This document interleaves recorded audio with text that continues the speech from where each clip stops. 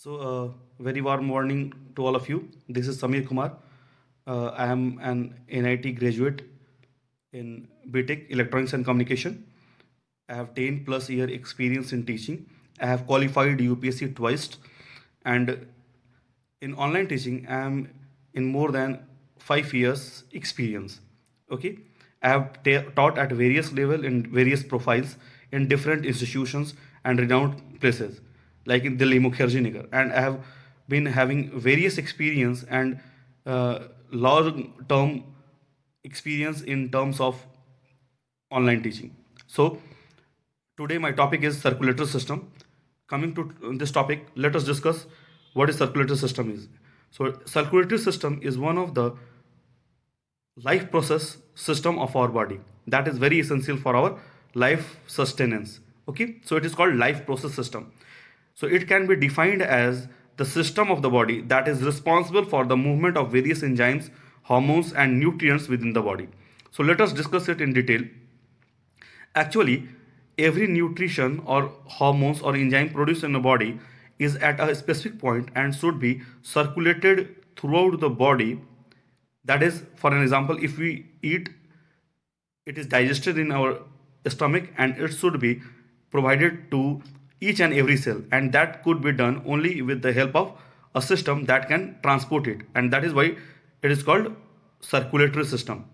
It is, as it helps in moving the component, it is called circulatory system, as we discussed. Okay, similarly the hormones produced in our pituitary gland must be provided to each and every organ and must be transported, and that should be done with the circulatory system. Coming to the discovery, it was discovered by William Harvey in 1628. So William Harvey was the person who discovered circulatory system first. It is broadly divided into two basic types. First is open circulatory system and second is closed circulatory system. If we discuss about open circulatory system, so open circulatory system is a system in which the blood fluid is moving in an unrestricted area, that is in the body coelom.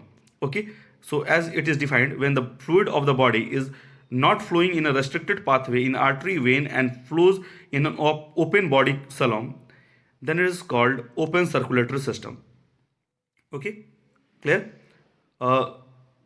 Basically it is seen in lower organisms like arthropods as in insects and mollusks as in snails. Okay, closed circulatory system on the other hand is the type of circulatory system in which the blood flows in an restricted pathway, basically artery, vein and capillaries. So it can be defined as when the body fluid flows in a restricted pathway like artery, vein or capillary, etc. It is called closed circulatory system. Basically it is seen in higher organisms like fishes, mammals, as human belongs to mammal group. Okay, now coming to the component of circulatory system, in higher organism like humans, the circulatory system can be broadly divided into two major components, that is blood and organ. Okay, blood includes the portion which is connective tissue and which helps in moving the things. Organ are those like heart, artery, capillaries and veins, which brings the basic infrastructure or restricted area in which the blood flows. Okay, clear? So organ is having heart, arteries, veins and capillary. Now blood is, let us discuss about the blood. It is a connective tissue as it connects various components of the body through each other by transport method. It is called connective tissue. Connective tissue is something which connects the two different system or organ or two different tissues with each other. Okay, second important property of blood is it is colloidal in nature and 7% of the total body weight is basically of blood. So colloid is a type of mixture in which a solid is dispersed in a liquid medium. As we discuss forward in this discussion, that in blood there is two components, one is plasma and another is blood corpuscles. Blood corpuscles are solid portions that is dispersed in the complete plasma. Okay, second thing is 77% of the total body weight is blood. Suppose a person is of 90 kg, then 7% of the body is blood, that is